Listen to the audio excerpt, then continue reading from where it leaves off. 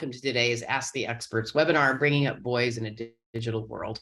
I am your host, Kris Perry, Executive Director of Children and Screens, Institute of Digital Media and Child Development. Many of you joined us last week for our webinar on girls and digital media, and we're glad to welcome you back with another fantastic panel of experts to address some of your most pressing questions about boys and their interactions with technology. We must first acknowledge that not every issue can be addressed by this dichotomous approach to gender, as each child is unique and faces their own individual opportunities and challenges. However, we often talk about the topic of today's discussion from a broader viewpoint, and we would be remiss not to acknowledge the differential experiences that boys have across their development. Their interactions with digital media are no exception. After listening to our experts today, we expect you'll come away with a better understanding of how social media, video games, and mainstream representations of masculinity are influencing boys' self-esteem, body image, mental health, sexual development behaviors, and other risk-taking behaviors and addictions. Some of you may have been seeing these very same impacts on your own sons or boys in your lives, and we hope that you will feel empowered and equipped to talk with them about the issues they're facing online. Now, it's my great pleasure to introduce you to today's moderator, Andrew Reiner. Mr. Reiner is the author of Better Boys, Better Men, the new masculinity that creates greater courage and emotional resiliency. He's written about contemporary and healthy masculinity extensively for the New York Times, the Washington Post, and NBC Think, as well as Rome's La Repubblica, among other publications. He also teaches at Towson University. Welcome, Andrew. Thank you so much, Kris. Thank you, thank you. And thank you, a few thank yous real quickly before we get going, everyone. Thank you to Kate Blocker, who's tirelessly working behind the scenes with these Children and Screens workshops and webinars. Thank you, of course, to Children and Screens for hosting this very, very important conversation about boys and their digital lives. Thank you very much, of course, to the esteemed panelists who are here with us today and being part of this webinar. And I want to thank you to all of you who are out there taking time out of your day or night or evening to listen in. So panelists, just a really quick reminder that I'll give you a 1-minute warning if you're getting down to the wire during your presentation. So some of us may think that many of our children use the same digital platforms for socializing and for entertainment and for the same purposes as well. There is some crossover and there are considerable differences based on gender identity. For many girls, trans and bigender children, their digital consumption largely centers around social media.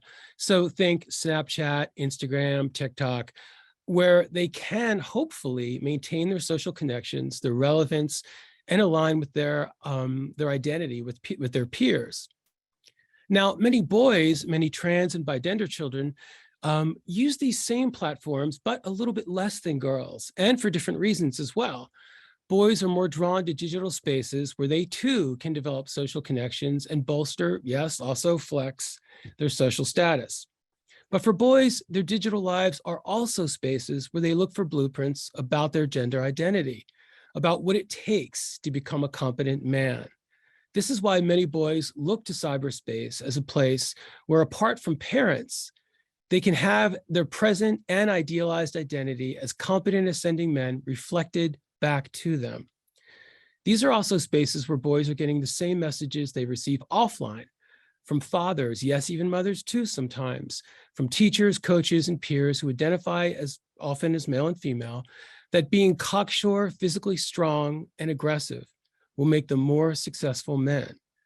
So when boys are spending a lot of time on first shooter games, for instance, they're immersed in a violent world that research shows can leave them feeling more hostile and aggressive afterwards. But these are also games that have a primary space for boys to create and maintain friendships, which can also contribute to the emotional disconnect and isolation crisis that we're seeing in boys and men. YouTube is perhaps an influence with even greater depth and breadth. YouTube is, among many things, a haven for young male influencers who have more sway for boys than many other fathers do.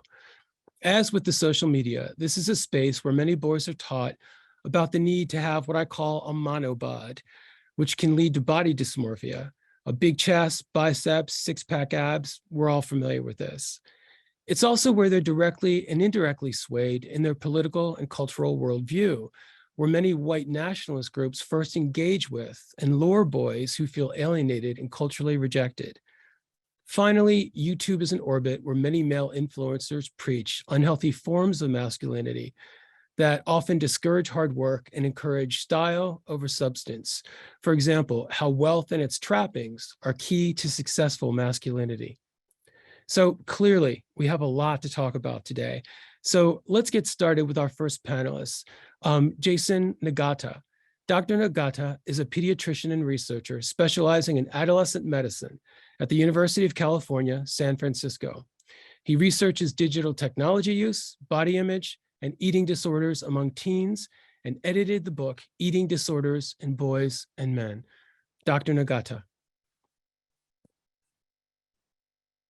Thanks so much for the opportunity to speak with you today. And as mentioned, I'm a pediatrician who specializes in the care of adolescents with eating disorders. And my particular research focus is on eating disorders in boys and young men.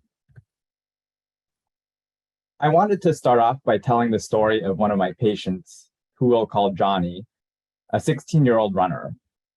As a result of his varsity track season being canceled at the beginning of the pandemic, Johnny became more sedentary and gained 20 pounds.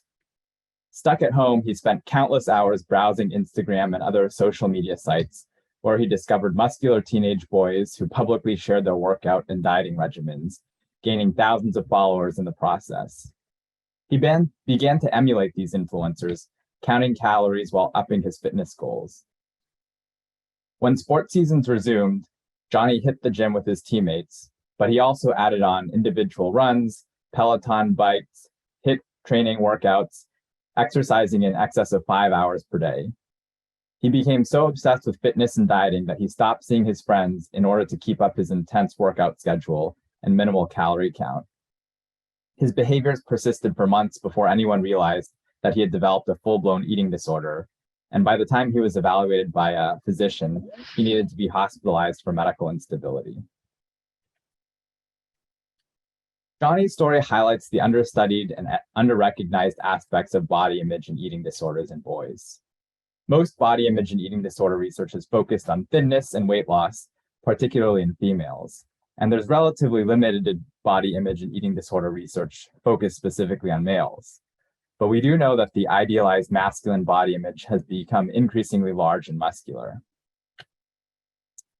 To illustrate this point, I wanted to cite the work of Harrison Pope at Harvard, who examined trends in muscularity of male action figures over time. Here we see Batman and Superman action figures from prior to 2000. Now we see the Batman and Superman figurines our current children play with. Pope found that over a 30-year period, boys' action figures have become increasingly muscular, with larger biceps, shoulders, chests, and more defined abdominal and serratus muscles. And of course, these action figures reflect what kids are seeing on television and in movies. So similarly, let's look at earlier Hollywood stars from past decades and the male body image that they portray, in contrast to the current Hollywood stars, Marvel superheroes, who also appear to be bigger, bulkier, and have more defined musculature. Social media is also on the rise, and unlike traditional Hollywood movies or television, which are generally limited to a small group of celebrity actors, social media now allows any teen to have the potential of becoming an influencer or celebrity if they put their bodies on display. Last year, Frances Haugen, the Facebook whistleblower, shed light on social media's impacts on teenage girls, which received a lot of media attention. However, I also wanted to note that social media can have impacts on boys' body image as well. And so I wrote this op-ed in the San Francisco Chronicle highlighting some of the research that has been documented on social media's impacts on boys' body image. So the research has shown that boys are actually more likely than girls to allow for public followings. Male selfies are more likely to be full body photos that show muscles, whereas female selfies are more likely to focus on a face. And a majority of male body image related Instagram posts depict muscularity and leanness. Other studies have shown that Instagram use in boys and men are associated with some disordered eating or muscle dysmorphia behaviors such as meal skipping, disordered eating, muscle dissatisfaction, and even use of anabolic steroids, which are illegal and can be dangerous.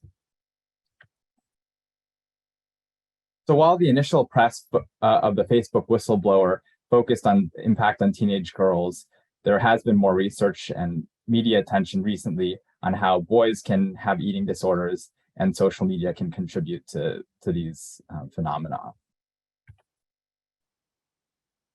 In order to achieve the idealized muscular body type, boys and young men may engage in muscle-enhancing behaviors that includes protein overconsumption while restricting carbohydrates and fats, and use of appearance and performance-enhancing drugs and substances, such as anabolic steroids, androstenedione, creatine, and a number of other supplements. And of course, there may be a drive for compulsive or excessive exercise. I wanted to highlight that in addition to eating disorders, one condition that may be relevant is muscle dysmorphia, more colloquially known as bigorexia or reverse anorexia. It's a subtype of body dysmorphic disorder, and it's characterized by a preoccupation or obsession with insufficient muscularity, though in most cases an individual's build is objectively normal or even muscular. It occurs more common in boys and men and may present with engagement in muscle-enhancing behaviors. To finish out, I just wanted to highlight a few tips for parents from the American Academy of Pediatrics and other organizations in terms of media, social media screen time, and general screen guidelines. First, it's recommended that you have a family media use plan. So just talking to your children about screen and social media use. And I think one important aspect is to role model for your children with your own screen practices, because a big predictor of child screen use is parent screen use. And so if you set rules for the household, you should also follow them yourselves, because your kids will tend to emulate what you do. And just having these open-ended conversations with children, and often, kids themselves will realize that social media may have some risks or be related to poor mental health. And if children find that social media is causing more stress or anxiety than enjoyment, then they may consider alternative activities to make them feel more connected with others. I think one factor in social media addiction is constant notification. So if you get a notification every time you get a like or a post or a comment, and so potentially encouraging turning off notifications for social media may help with that. And then also, as part of your discussion for your household, thinking about potential screen-free times, whether it's at school, maybe during important activities, family meals, or before bedtime. Thanks so much. Okay, thank you so much, Dr. Nagata. So a question for you. What kind of conversations should we as parents be having with sons about this often compulsive need, as you talked about, to work out excessively, to have this kind of superhero, action hero bod?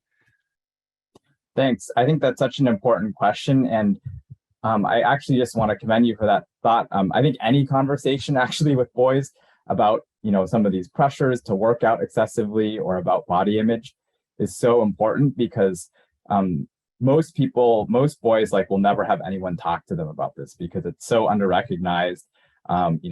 Pediatricians, teachers, counselors are mostly trained to look for this in girls.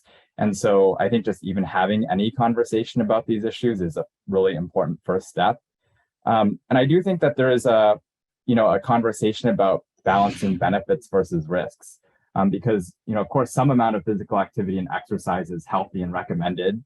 The American Academy of Pediatrics recommends 60 minutes a day for children 6 to 18.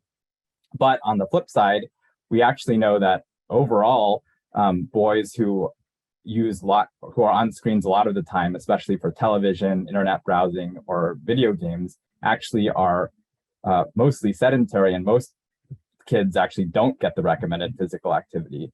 But then there's a subgroup, perhaps those who are more exposed to social media or certain types of content on YouTube, who will actually have excessive exercise, like the patient that I was talking about who was exercising 5 or 6 hours a day. And then, that extreme can also have health risks. And so I do think that having a balanced discussion about risks and benefits is important. And then if somebody is sort of on that line where there's concerns that they're having too much, I think some warning signs for a parent to know about is like if a boy is having any kind of preoccupation about their appearance or body size, weight, or exercise in a way that's really worsening their quality of life and not benefiting them. So some of these teens will tell us that, they feel bad if they aren't at the gym all the time and they can't see their friends, they can't eat out with family because the meals at restaurants aren't high enough in protein content. When it starts to impair your daily functioning and daily lives, that's when it's time to get help. It's so helpful. Thank you so much again, Dr. Nagata. So let's hear from our next panelist, Desmond Upton Patton. Dr. Upton Patton is the Brian and Randy Schwartz University Professor and the 31st Penn Integrates Knowledge University Professor at the University of Pennsylvania. He has joint appointments in the School of Social Policy and Practice and the Annenberg School for Communication, along with a secondary appointment in the Department of Psychiatry in the Perlman School of Medicine. Good morning. Thank you so much for that intro. It is so nice to be with you all. My name is Desmond Patton, and for over a decade, I have been telling anyone who will listen about the need to pay attention to the role that social media plays in amplifying and facilitating gun and gang violence.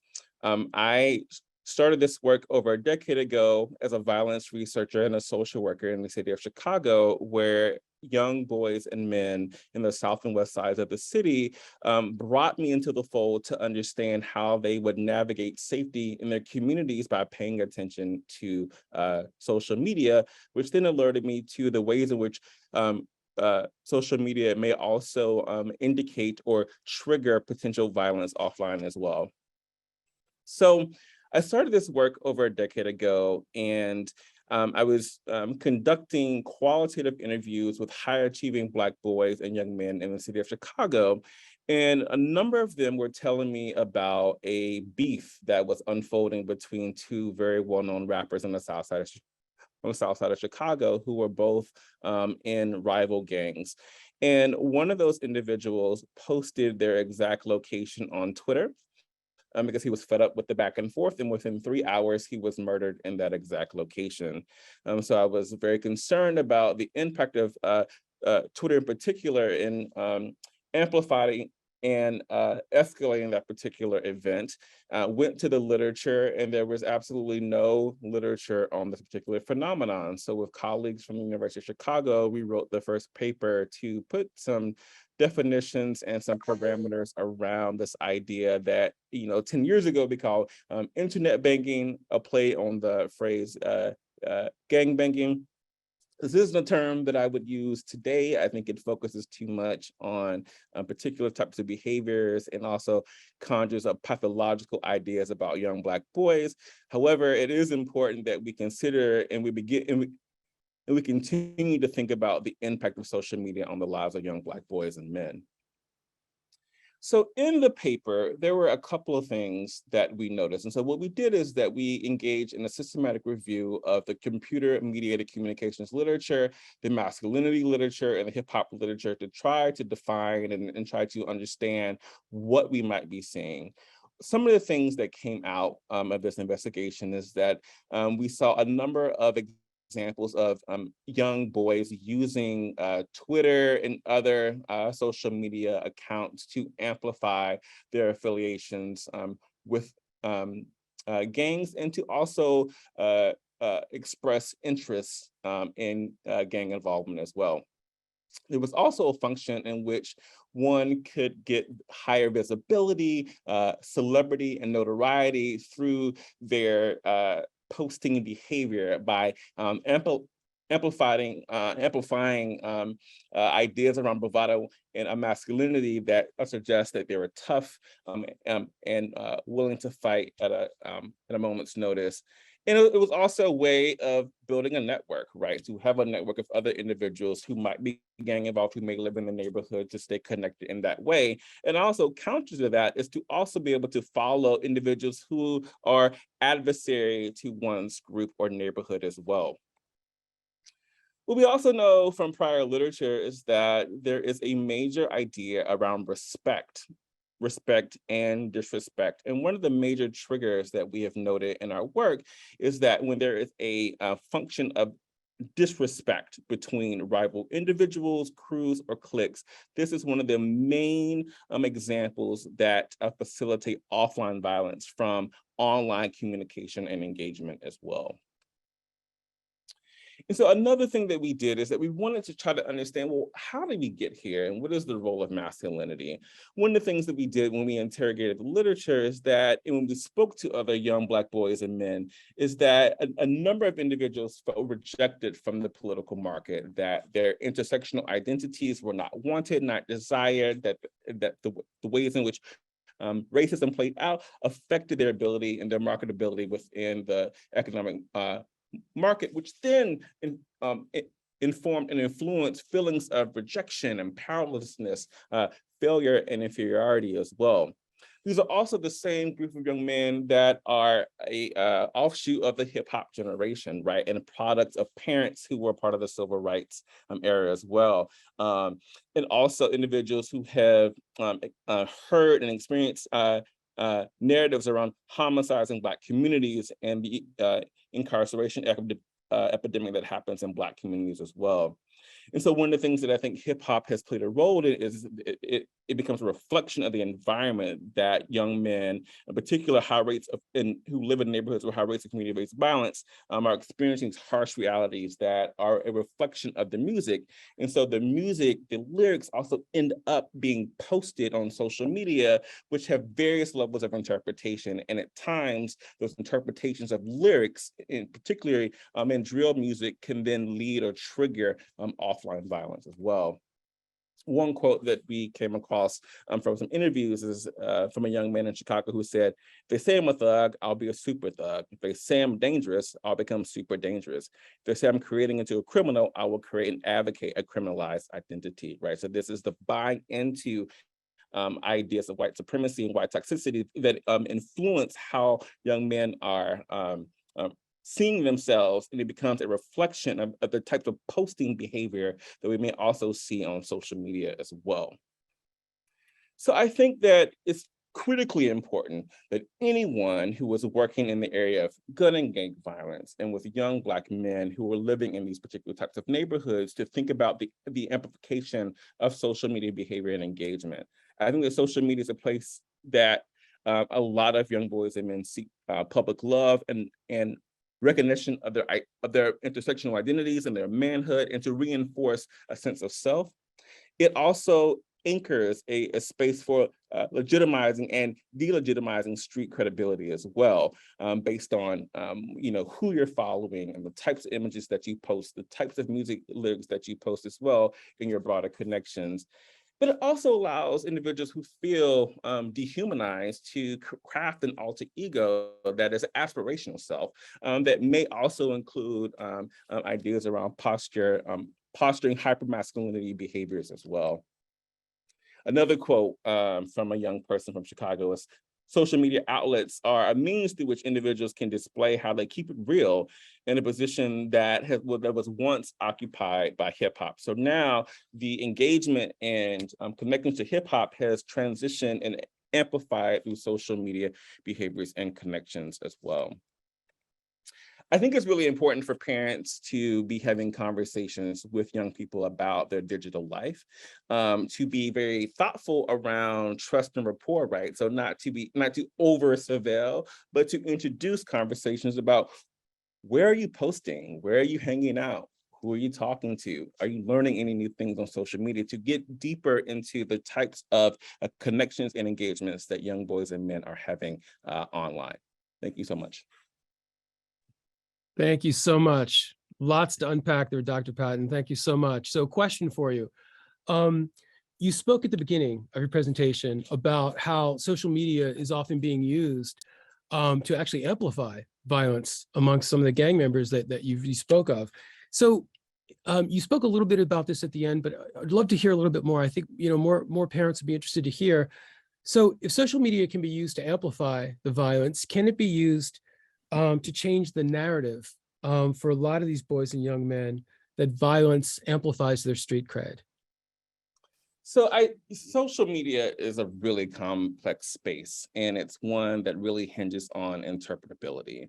And I think, number one, that's something that's really important to understand, that most young boys are not posting about gang activity and that they're not posting about violent activity. And actually, there's a lot of positive and promotive engagement that's happening as well. And I think that the work to be done is to help young boys see the connection to positivity and the credibility, and also posting about everyday life that is not connected to gang activity as well. And so being able to help elucidate some of the promise of being able to have a healthy and thriving social media environment is also equally important as well. And I think that takes helping people to see the possibilities and reducing some of the focus on the criminological aspects of social media as well.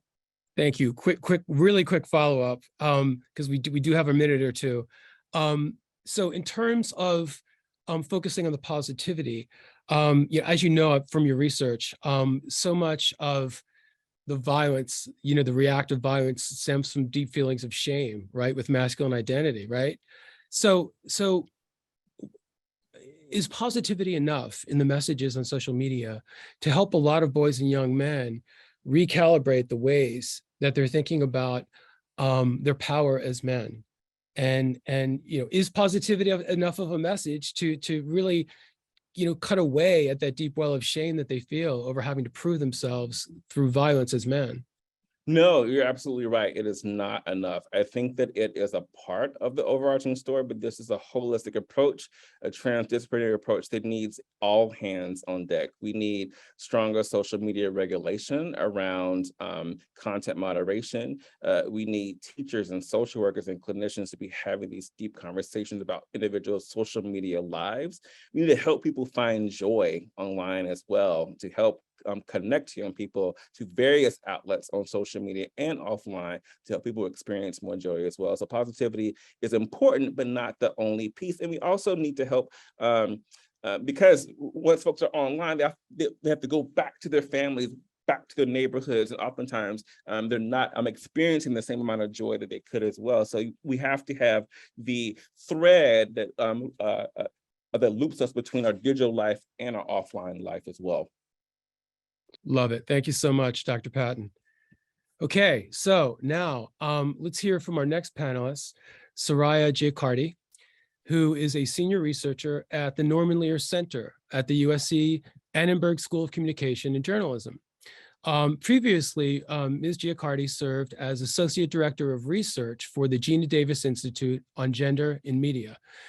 Her work focuses on exploring the ways in which entertainment media impacts our lived experiences, with special attention to the role of gender. Thank you for the intro, and thank you for having me here. I'm going to talk a little bit about how media use among boys and men is associated with a variety of outcomes. And here, when I'm talking about media, I'm talking specifically about what we consider traditional media, which includes television, film, and video games.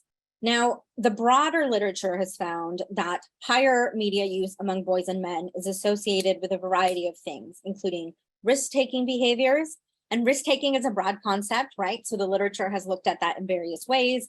We've examined, for example, the relationship between media use and risky driving behaviors, substance use, and sexual risk-taking. And I think it's important to point out that oftentimes when we talk about sexual risk-taking, that gets reduced down to two factors: number of sexual partners and age at first intercourse.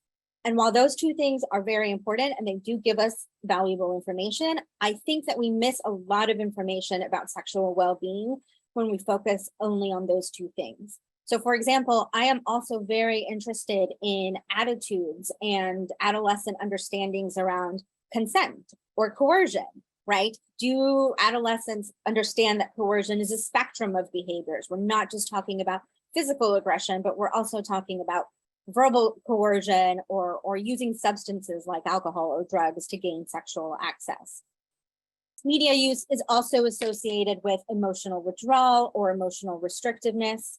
It's also associated with a negative body image, although as Jason mentioned earlier, this is an area of work that's pretty understudied. It's been getting more attention in recent years, and hopefully we will continue to see a lot more nuanced research on boys and body image. And media use is also associated with an endorsement of traditional gender roles and behaviors. And again, that could include a variety of things like career aspirations or expectations around sexual relationships, right? So endorsing the idea that girls should be the gatekeepers of sexual relationships while boys should be the pursuers.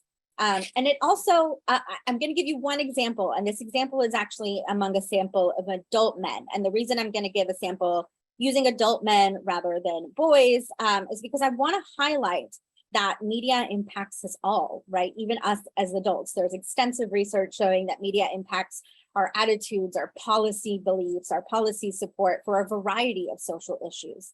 So for example, there is research that has looked at sitcom viewing and fathers' attitudes towards caregiving, right? And their feelings about their own competence in caregiving. So one of the things that you might see a lot in sitcoms is what I like to call the lovable idiot trope. So fathers who are lovable, who are warm, who love their children, but they're completely incompetent, right? And they're often a punchline and it's for comedic relief. But there's research showing that viewing these types of sitcoms, viewing these the lovable idiot trope is associated with men's own feelings around insecurity in their ability to be a caregiver, or beliefs around, women and mothers being more natural at parenting. So why do we see this relationship? Well, it turns out that this endorsement of traditional gender roles and behaviors is actually a really key component. So in other words, this endorsement of traditional gender roles and behaviors, it's not just an outcome, it's also a mechanism that explains the relationship between media and all of these other outcomes that we've discussed. So let's take a step back and let's talk about what do we mean by traditional gender roles, particularly when it comes to boys and masculinity. So when we think about, if we think about masculinity and we break that down in terms of what are the values of traditional masculinity, we find several things, right? So to be masculine is to be self-sufficient, right? This means not asking for help, not relying on others, just, believing that men who are real men, right, can get through things on their own. This is also very closely tied to things like acting tough, right? So not sharing struggles, not sharing feelings, right? And just acting like you're unfazed by things. Masculinity also incorporates attitudes towards physical attractiveness that have been touched on in this panel earlier, right? When we talked about what body image looks like for boys and men and how that's tied to things like muscularity.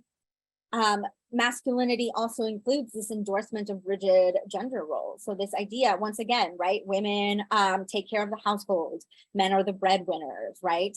Because men are the breadwinners, they shouldn't have to participate in caregiving or in chores and things like that.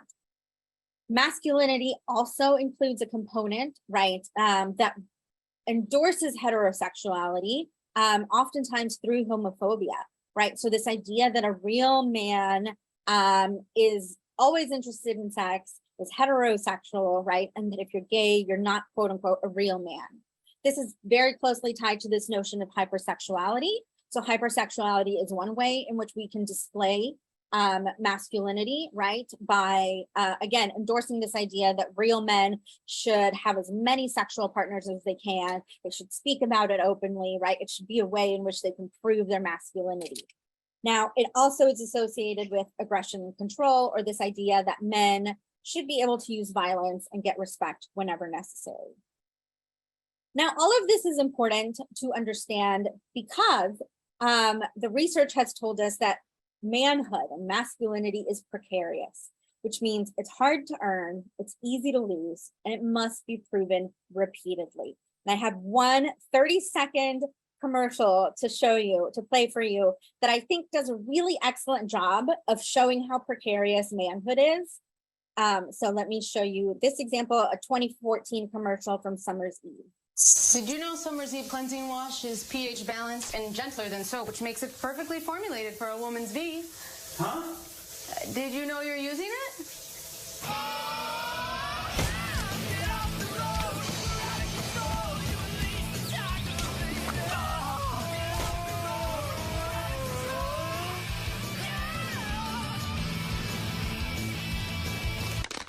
That was close. It's a great example right there. That was close, right? You almost lost that man card, but luckily you did all of these other things to prove yourself as a man once again. Now, what can we do about this, right? If we know that that there's this association between media and these outcomes, what can we do about it? One, I think we can teach our children to be critical media consumers and become critical media consumers on our own as well. And this does not mean that you should throw away your favorite shows. One of my favorite things to say over and over is that we can be critical of the things that we love, right? We can all become more mindful consumers. And that does not mean, that you'll never be able to watch TV or film again. We also need to maintain open dialogue about media habits, right? If you're able to watch media with your children, that's great. But it's also unrealistic for a lot of parents to sit down and watch their children's programming with them. So you can still maintain an open dialogue around media habits, even if you don't have the time to sit down and watch content with them. These are conversations you can have on the drive home from school, or or in small moments like that. What are you watching? What's your favorite show? Tell me about something new that you're really into. We can also use opportunities in which there is joint viewing as opportunities for discussion. So for example, if that Summer's Eve commercial comes on television during a moment in which I'm watching TV with my son, I'm going to use that as a moment to say, well, that was interesting, right? Let's talk about that. There's no such thing as products that are only for women or only for men, when it comes to things like body washes, etc. So I might use that as an opportunity for discussion. We can also disrupt gender norms, even outside of what we see in media. So we can do this particularly by modeling and encouraging vulnerability, right? Since so much of masculinity involves rejecting the things that we consider feminine, which includes things like feelings and emotions, it's really important that we allow for that vulnerability so that we can have some of these tougher discussions. And in general, I always like to say communication over restriction. Restricting our kids' content is difficult. It's difficult when media is continuously changing. It's difficult when our kids are far more tech savvy than we are sometimes. It's difficult when they get older and they are spending more time at other people's houses or just outside the home. So communication over restriction, I think, is key. So I will stop there. I have a list of resources for parents, but I will make these slides available to everybody so that you can actually click on these links. But I did just want to highlight that there are organizations that are looking at this particular issue of media and masculinity. There are resources available for parents to learn more about these topics and to get some guidance. So again, I'll make these available for everybody. Thank you so much, Soraya. You covered a lot of really important points regarding stereotypes around masculinity, and you covered a lot of really important ground regarding masculine identity. I loved your example of bumbling fathers in TV sitcoms, something that has personally driven me crazy for a long time. And one of the things I wanted to ask you, which is a little similar and a little bit different to that.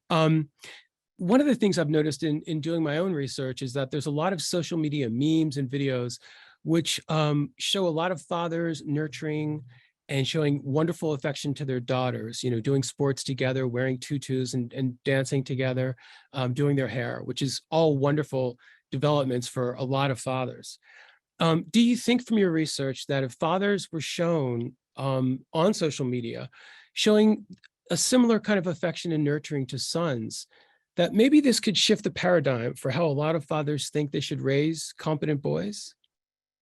Yes, I absolutely do think that is one of the many things that we can do to kind of improve this issue.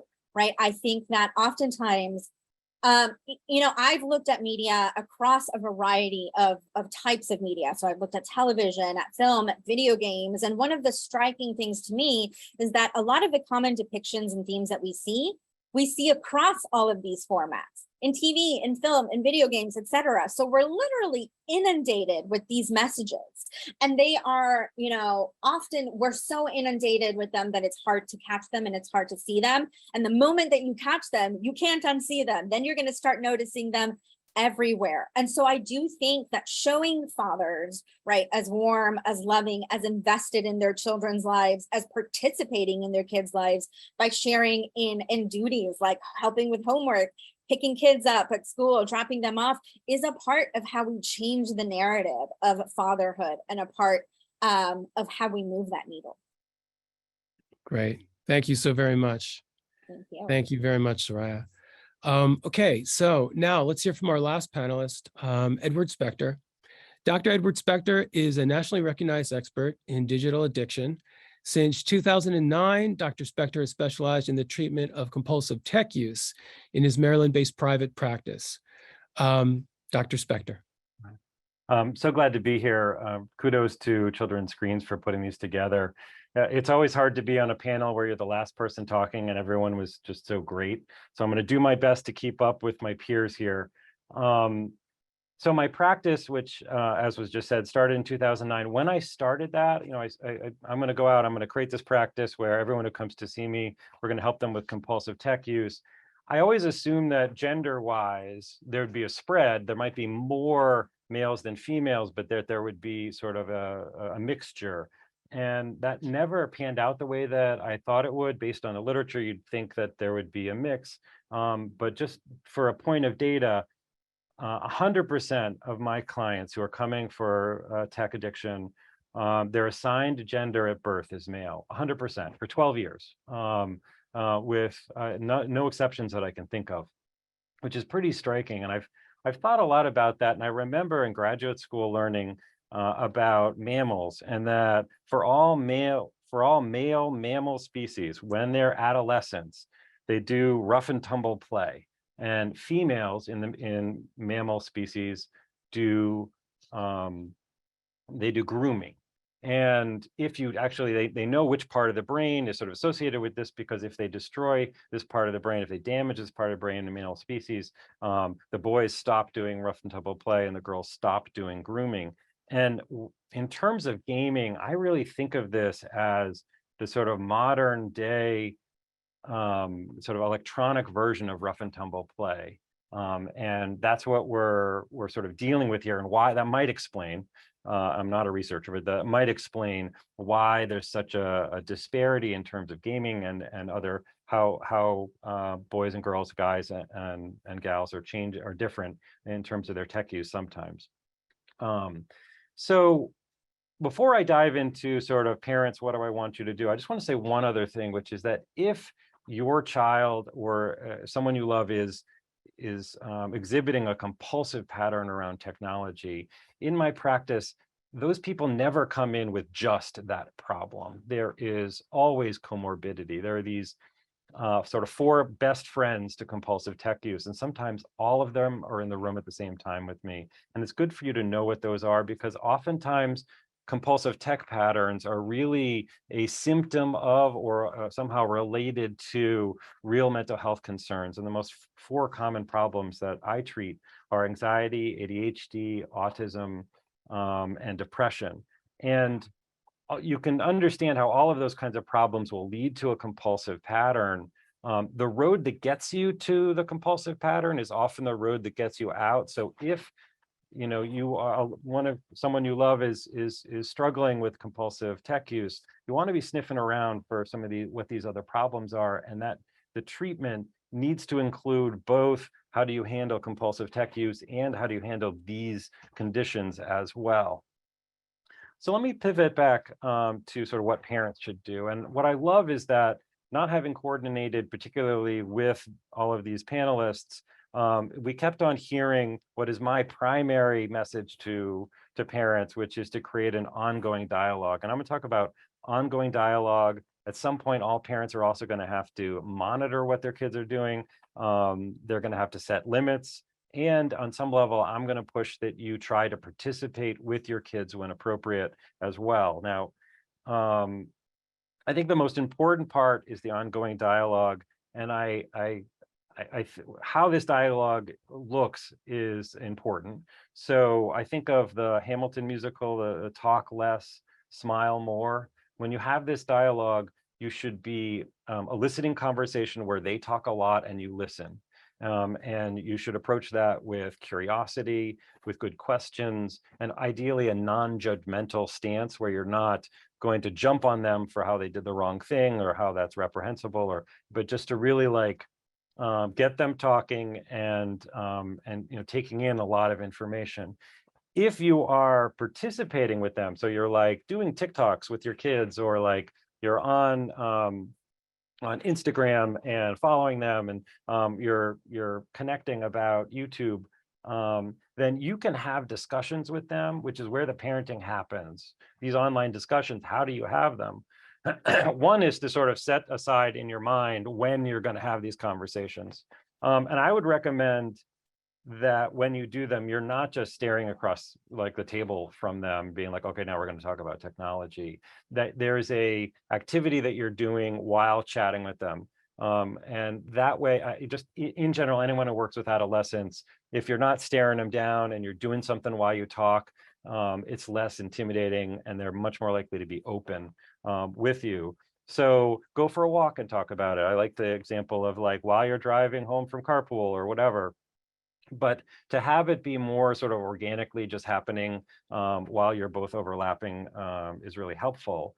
So while you're doing something, and that dialogue, you want to be asking questions like, so what's the funniest thing you've heard about or seen on YouTube or whatever social media? What's the most upsetting or cringy or disturbing or whatever? And get them to talk. What do you like? Who are you following on YouTube and why? What parts of TikTok are you exploring, and who's on your For You page and why? Those kinds of discussions, they are talking a lot. You're just asking good questions. And then what you're learning about is them and their process. Teens are trying to understand themselves and the universe. And they're doing that these days through these digital media. And so you need to be present. If you are not present, what happens is there's this parental vacuum that happens around the technology. And then someone else comes in and teaches your kid their values. And this is where we need to be really present with our kids. So that involves communicating with them, having this open dialogue, and at times when it's appropriate, participating. Now, the tricky part is monitoring and setting limits. And as some of the speakers have discussed, it is very hard to effectively monitor and set limits, particularly because any motivated 12-year-old can get around any software or hardware out there that you might use to try to control them. So it is going to be, even though it's important and we should be at times controlling and setting limits when needed and figuring out what they're doing to keep them safe, realize that the clock is really limited in terms of how long you're going to be able to do that. And so the dialogue becomes far more important because we need to prepare them for whatever environments they happen to be in, rather than stop them from being in them, because eventually they are going to be there, right? I mean, you're going to try to keep them away from dangerous parts of the internet and so forth, or games that are too violent for them, but and their age, you are going to struggle with doing that at some point. And so you want to make sure that that dialogue is still happening. If you have a sort of a policing state where you're being too controlling and succeeding or not, they're not going to open up with you because they're going to be worried that you're going to punish them. And then when they really need you the most, when really something bad happens, they aren't going to reach out to you and ask for help. And they need us because their frontal lobes are just not developed. And so while they will adopt the technology way quicker than us, and they'll really know how to do all this stuff that we don't, what they don't have is that frontal lobe. They don't have the problem solving skills that we have. They don't have the wisdom that comes with age, so that we can issue spot and know hey, I think that's not going to go well. Whether it's how to deal with someone who's made a problematic response in a group text, whether it's a gaming environment and whether it's toxic enough for them, and how that's playing out. But you want to be able to have that ongoing dialogue. If you participate with your kids in some way, it opens up these fabulous conversations that you can have that are very powerful. So, if I'm playing video games with my son and we get to a video game that is problematic in some way that contradicts my values, how powerful is it that I can say, okay, this game is kind of fun, I get it, like the story's kind of interesting, or like the gameplay is fascinating, but one thing that's kind of cringy for me is just like how women are treated in it. I mean, you notice that you can't really play a female character in this game that's powerful, and all the women are basically sort of sexualized, and they're like prostitutes and you run them over. Like there are games like that, and to be able to have that conversation directly is so powerful, and you can only have it if the dialogue is happening and if you're participating with them. It's very hard to otherwise. And of course, the one thing you want to be very careful with teens is that every kid is different, especially children as well. And so you have to make an assessment about how you're going to monitor and limit, and how much. And for each kid, they're different. So if you have a kid who's, for instance, really impulsive or shows poor judgment, then you're going to start with a very restrictive environment and open it up as they start demonstrating maturity. And so you have to be making that call. And every family, sort of might be a little different about how they approach that, but that's going to be a really important factor as well. All right, so let me pause there and open it up for discussion. Okay, thank you so much, Dr. Spector. You've given us a lot, a huge panoply of tips to work with, which is extremely helpful for those of us who work with children or have children. So thank you for all of those tips.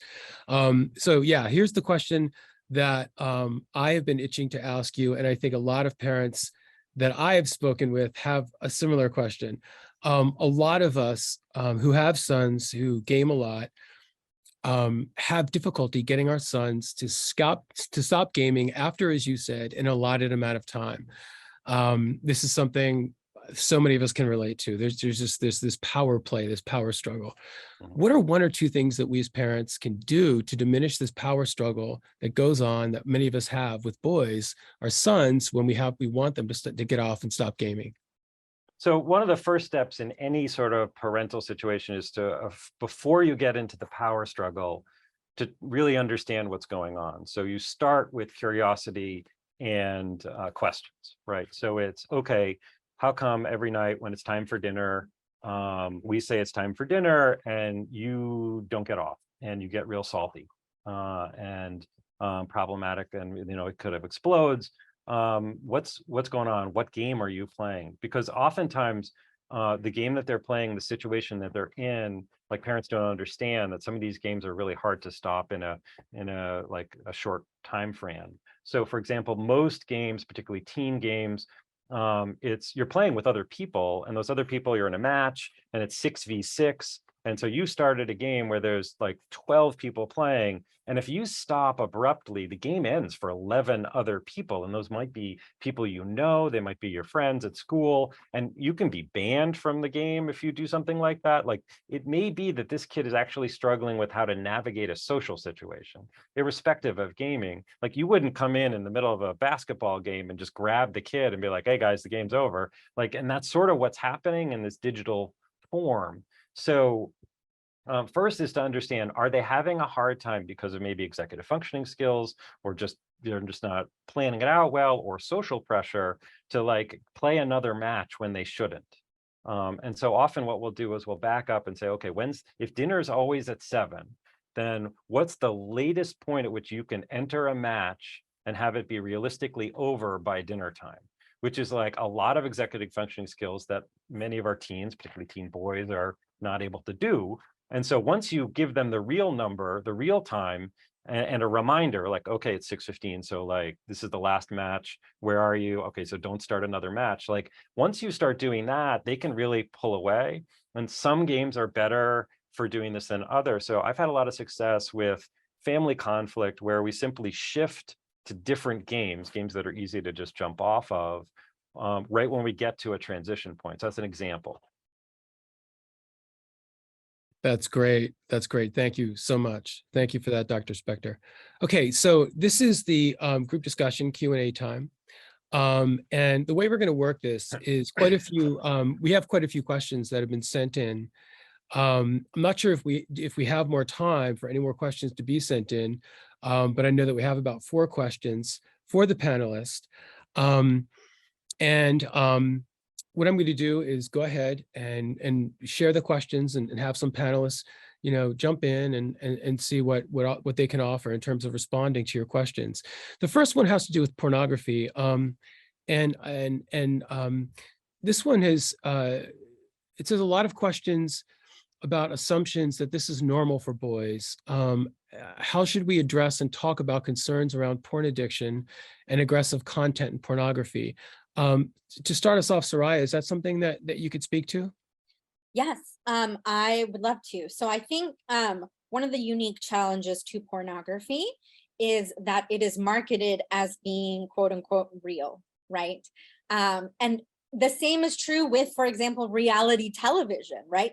Anything that's marketed as real can have particularly powerful effects. So I think one of the first steps in discussing pornography with our children is highlighting the ways in which pornography is just as manufactured and scripted as other forms of media. So, for example, if you watch a lot of action movies, you've probably, I like to compare it to like Michael Bay's action movies, right? You've got cars flipping in the air, you've got, fiery explosions, you've got high-speed chases. Chances are you've never actually witnessed something like that in real life. And chances are that you probably won't. So the first step is just helping children understand that pornography is it's the action over the top movie equivalent of sex, right? It's not realistic, it's scripted. And then depending on the age of your child, you can also talk about some of your own personal concerns with pornography. So I noticed in some of the questions, there were concerns about the exploitation of women that is often depicted. And I think depending on how old your child is, those are conversations that you might be able to have, right? The research shows us that Gen Z is very progressive, very social justice oriented, and that they're on the forefront of a lot of these social justice issues. So if your child's a little bit older, you can talk about some of these concerns. Like, I'm concerned, I don't want you going to X, Y, and Z websites because I know that they're not regulated and that anybody can upload content. And that makes me worry that you might see something that wasn't consensual or something that was dangerous. Having conversations like that. But I think the first step is just establishing that pornography, just like other forms of media, is scripted and unrealistic. That's great. Thank you so much. Would anybody else like to jump in and add on to that, or maybe take that conversation in a different direction? I would add one piece, which is certainly for my clientele, almost every client at some point we end up talking about porn use as a part of just being an adolescent. And one of the things that I see in my private practice quite a bit is teens or young adult males who have erectile dysfunction because of excessive porn use. So they have, by the time they're at a point where they'd like to have an intimate relationship with someone, they have to such excess sort of hyped it up that they can't have the real experience adequately. Like they can't have that experience. And I have strategies for like how they're going to shift from being sort of porn educated and sort of just experiencing sex in that one way to how do you have a relationship with someone and have realistic relations with them. So that's a major part of this as well. And kids it's really extraordinary. Kids are really, I went to a conference a couple years ago where it was about children and porn use. And the first question in the panel was, well, what percentage of children are looking at porn? And the answer was so close to 100% that it's irrelevant.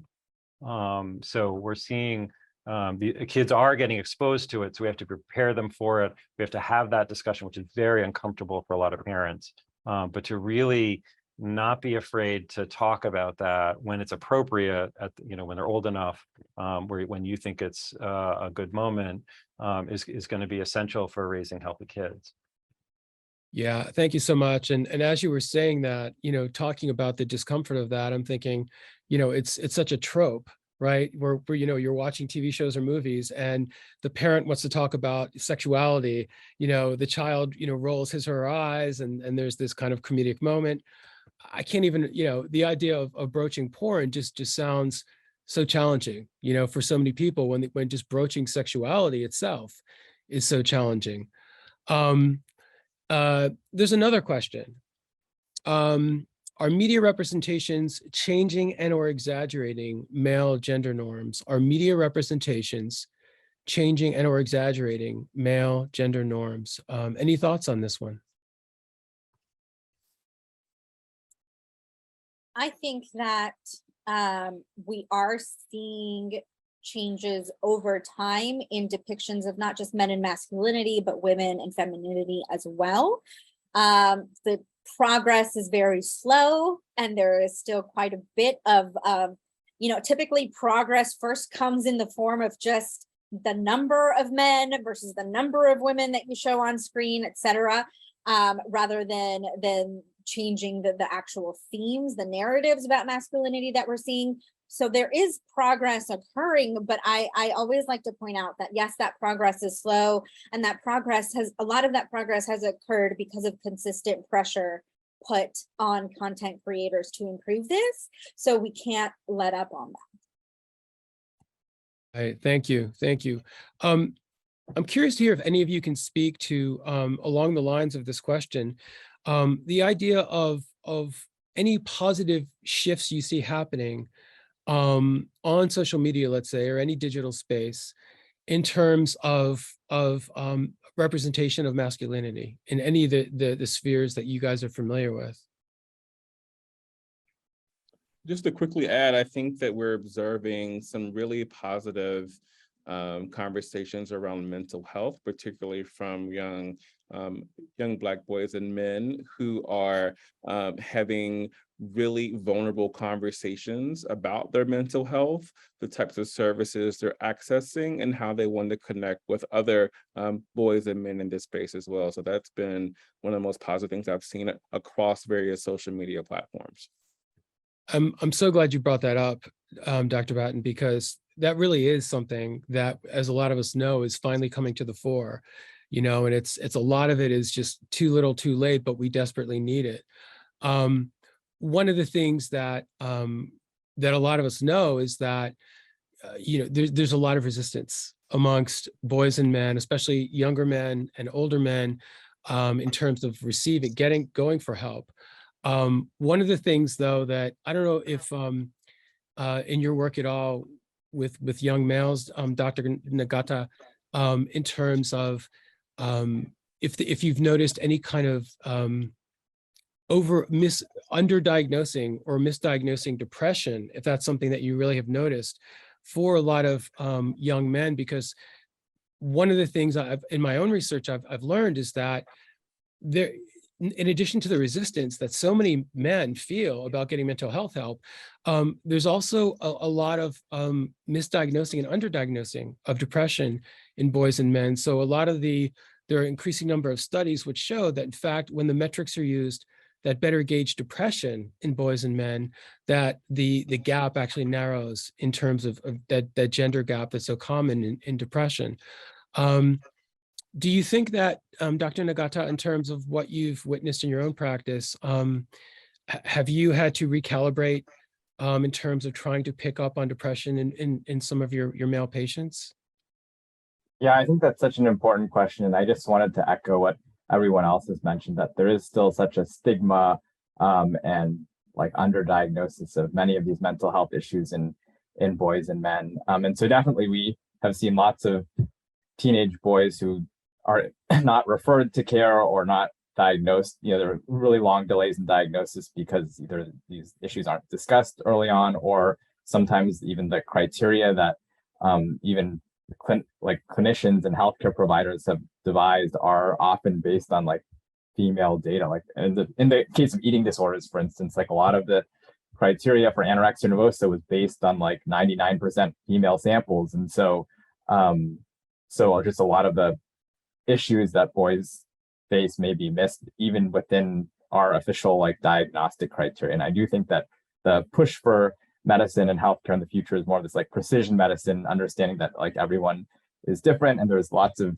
intersectionality, whether it's gender identity, gender, sexual orientation, race, like there are all these other factors that can, you know, in which like some of these issues can affect people differently and present differently, and just understanding that one size does not fit all. And so I do think that, yeah, it's a really important point that we, you know, have to understand that while we have research is really trying to individualize as much as we can for, you know, each particular individual. Thank you very much for that. Yeah, I think, I mean, I think we all agree that more now than ever, you know, the discussion around mental health is something that is so pressing for all of us. And you know, as we've heard, it often does get overlooked, often in boys and men, not only because of the resistance that historically they've had, but because the metrics really, as Dr. Nagata was saying, aren't really the same often for males as people who identify as male as people who identify as female. Sometimes the metrics are different, and we haven't really caught up with that. Even in the DSM, I've noticed that we're still using in the DSM, the Bible of mental health care practitioners, they are still using the same old metrics that really, as Dr. Nagata said, gauge depression much more accurately in females than they do in males. And of course, that speaks volumes. So we've got another question. Looking ahead and considering emerging technologies, what should parents watch out for with new things? And do we think that they will exacerbate these issues? Maybe we could break that up into the first question. Looking ahead and considering emerging technologies, what should parents watch out for emerging technologies in terms of their sons? I'll jump in first. I mean, the thing about this field that I've experienced in the last 12 years is like every 6 months I feel ignorant again, because it just keeps changing on you, you know, and I'm sure in 6 months they're going to invent smell-o-vision and then we're all going to have to figure out how to deal with it, right? And so one is to stay in the game. So one is to, like, something new is coming down the pike. Okay, I need to learn and understand it enough. I need to issue spot, like, where are the risk factor? Where's the underbelly of this? How's it going to play out? Any new system is going to have potential, you know, dangers, risks, you know, also just it's going to be compelling and in what way. But of course, we can't really predict it. If it really is innovative and different, then we're going to just like VR, for example. I've seen some questions about VR as well. I have no clients who are compulsively using VR. So I don't really know if that's because VR just doesn't have the right games, or because they're exhausted because they're standing up and moving around, and so they can't do it for too long and before they like get tired. But for some reason, VR is not having the risk in terms of the compulsion that I'm seeing in other like consoles or phones, or in terms of gaming. In terms of new forms of social media, I mean, we're looking at, you're going to look at privacy, you're going to look at how easy is it to take whatever you've done and project it to other people. Well, who can communicate with you? How can they find you? I mean, all of those kinds of things you're going to be looking at. And you know, it's sort of hard to know, you know, what further to say, other than it's really important that you sort of look for, you know, how is this going to mess with us before you let it come under the under the Christmas tree and just enter your family. Try to understand how it's going to work. Thank you. Dr. Patton, I'm curious, you were talking at the end before about some of the hope that you have with the use of social media in terms of engaging some boys of color and at-risk boys. Do you know of any new developments, or that some of the boys and young men that you've worked with in terms of some of this new emerging technology that might be able to really be more beneficial in terms of getting that positive message to them? I think a part of the work is to translate lived experience into expertise that can funnel and channel positive energy for young boys and men. And so for me, a lot of that work has been to create pathway programs and support programs that allow young boys and men to become content creators in this space, where they are the leaders in the development of their own narratives about their lives, about their communities, about their families, and can use that to tell other stories, to build positive narratives, and to also create careers and gain access to power and money through this space as well. So I think that we also have to think about how do we empower folks through the use of these technologies in a way that allows them to control the narratives themselves. That's great. One of the things that, as you were saying that I was thinking is that often, sometimes having younger people doing kind of their own little documentarian projects, right? Where it's about their neighborhood. This is where I live, or maybe even about their families if they would be open to that. But it sounds like that kind of thing would give them some skin in the game and some buy-in that maybe would help in terms of with identity that you're talking about. So the last question that was submitted is one that I just want to scroll down for a moment here. Some parents are creating many of these same stereotypes with their own posts. They're perpetuating the stereotypes with their own posts on social media.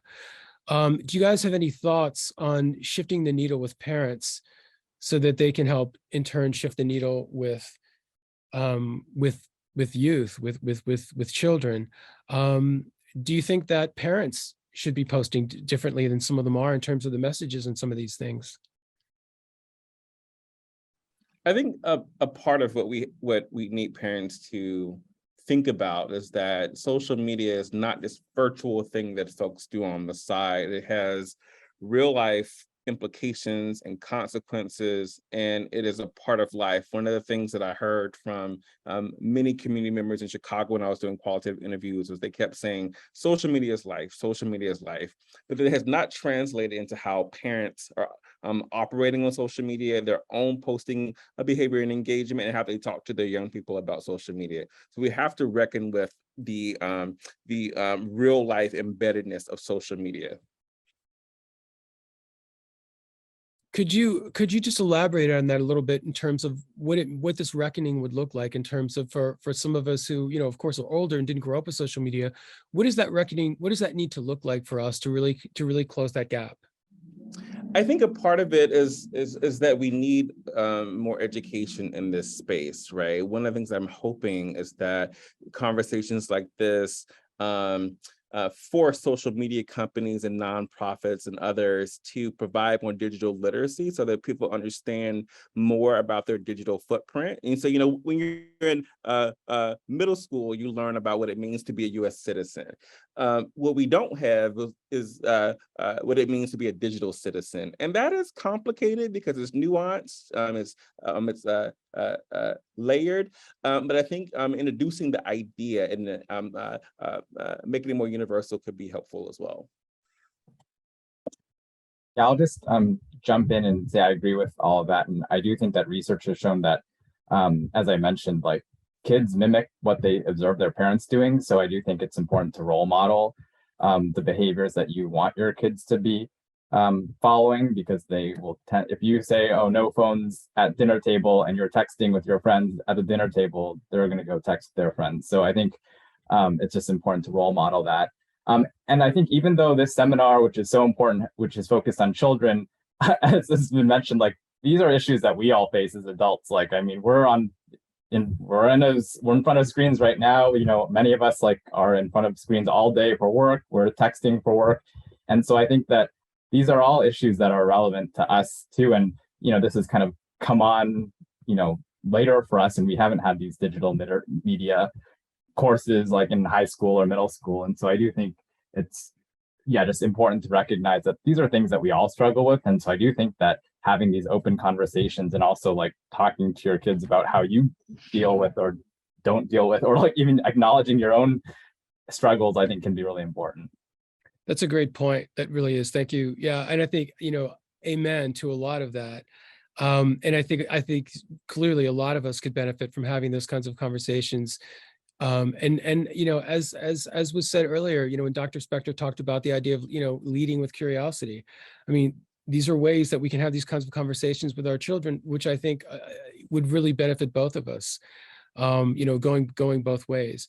So before we get to the last segment, we do have one more question, and I think we've got time. We look like we're okay in time. So I'm going to float one more question to you guys, if that's okay. So what do you think about the radicalization of young men through social media and video games?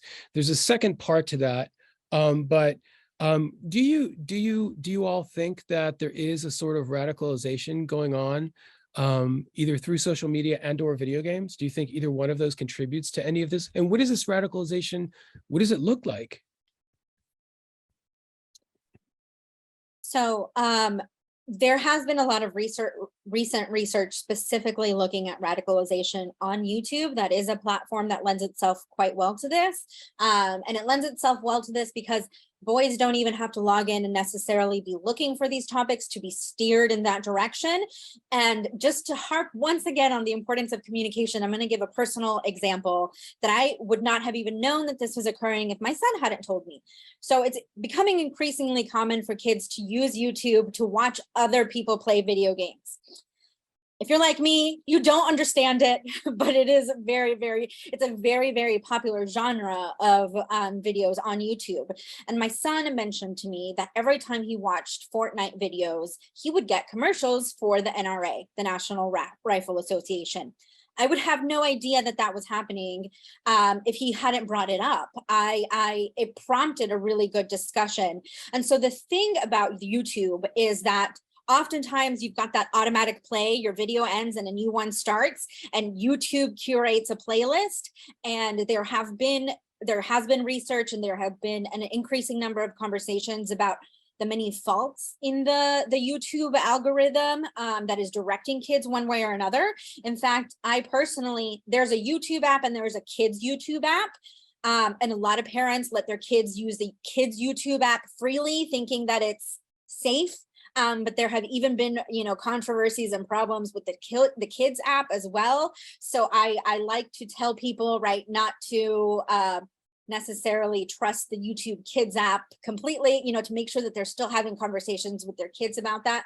But I do think that this is, it's a problem that we're not just seeing among boys, we're talking about a national problem that we're currently facing. I don't know so much about other social media platforms, but I do know that the research is pointing specifically to YouTube as being a source of that. I've actually had anecdotally a very similar experience with my own son, who's now 11, in terms of watching people playing video games, which I also have a hard time wrapping my mind around. But more importantly, the point was that commercials would come up and he would start echoing things that he had heard on YouTube. And I thought, you're clearly hearing this on YouTube. And this is why there is a slow growing consciousness in our culture, very slow growing, unfortunately, but we need to speed it up. Around conversations with YouTube, because, as you said, of the algorithm, and some parents are realizing that their sons are becoming radicalized with white nationalism on spaces like YouTube. Because as I was trying to allude to earlier, and I didn't have time to really unpack it, a lot of boys and young men are going on to places like YouTube, and they're finding influencers in the absence of strong connections with fathers, and they're getting a lot of their masculine identity through these influencers. And one of the things that is so insidious is that a lot of these white nationalist groups will very indirectly post things that end up becoming kind of propaganda that really kind of lures boys in. And for a lot of boys who already feel socially alienated and isolated, which is only increasing, they're really kind of preying on that. So it really is becoming an issue. I don't know if any of the other panelists want to speak to this idea of radicalization through the digital spaces at all. Okay. So why don't we pivot then to the wrap-up questions.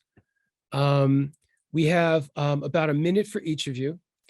And what we're going to do is, if you could bring home some thoughts, maybe just one important takeaway from your presentation, or anything even that just came up for you as we're having this conversation. So if you could just maybe riff, for 30 seconds or a minute on a takeaway for us before we finish things up. Dr. Nagata, would you start us off, please? Sure. I think just this recent discussion really made me emphasize the importance of parents acting as role models for their children with their own screen practices, and having regular conversations with your children about screen usage, and kind of open-ended discussions about challenges and potential agreements or rules for homes, and that could include like screen-free times during family meals or before bedtime, but it can be personalized for your household. Thank you very much. Dr. Patton. Yeah, a couple of things. If you're working in the area of gun and gang violence, social media is critical and could not be overlooked in this space. Social media is life, so pay close attention. Continue to have in-depth discussions with young people about their social media life, and be thoughtful and careful about over-policing their social media space. Thank you so much.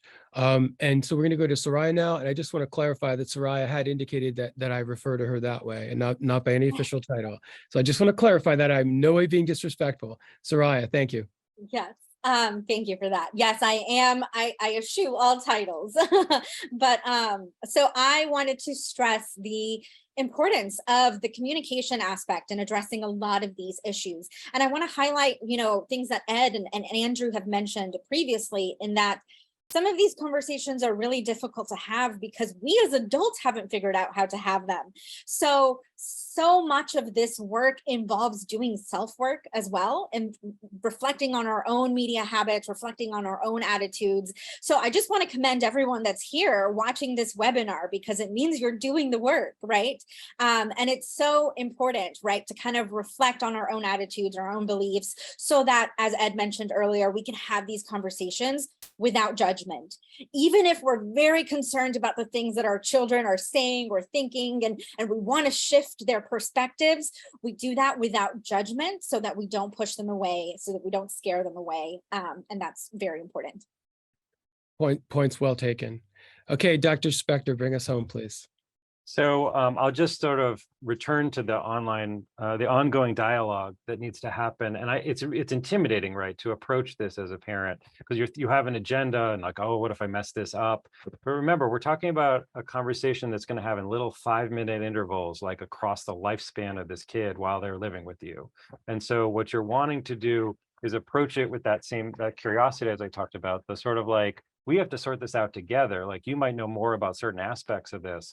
And like, let's together go on this journey about trying to understand this and how it's going to play out, how it's going to affect all of us. A lot of those ongoing dialogue conversations involve kids giving feedback to parents about what they're doing as well. And that can be very effective, where, like I did this with my then 14-year-old daughter, where we were talking about technology, and she said, Dad, you're on Pinterest a lot.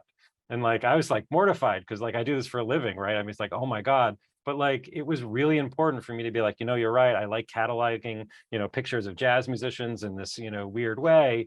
And it's sort of cool to me, but you're right. It's a huge waste of time. So I'm going to put this app in timeout. And lo and behold, when she was 16 and she had an exam, and I saw it, and she was like, yeah, I put Instagram in timeout because I have this exam. That came from like me modeling, like messing up in front of her, right? Like, and then doing the right corrective behavior. So it's not that you have to be perfect. In fact, it might be good that you're human, because then you can talk about, well, we're messing with this. We're trying to figure it out. We're trying to like make it better. And that's an ongoing kind of thing where we can help each other out. And that makes it a lot less onerous than just like, I must instruct you in the ways of digital citizenship, and when you don't even know what that is necessarily in all ways. So that's my takeaway. Oh, love it, love it, love it. Thank you so much. So panelists, thank you so very much for your time today, and for your contributions, and for the thoughtful conversation that you brought to the webinar. So let's go back to Kris Perry as we wind down this informative discussion on boys' digital lives. Thank you, Andrew, Jason, Desmond, Soraya, and Ed, for joining us today to share your valuable expertise and wisdom.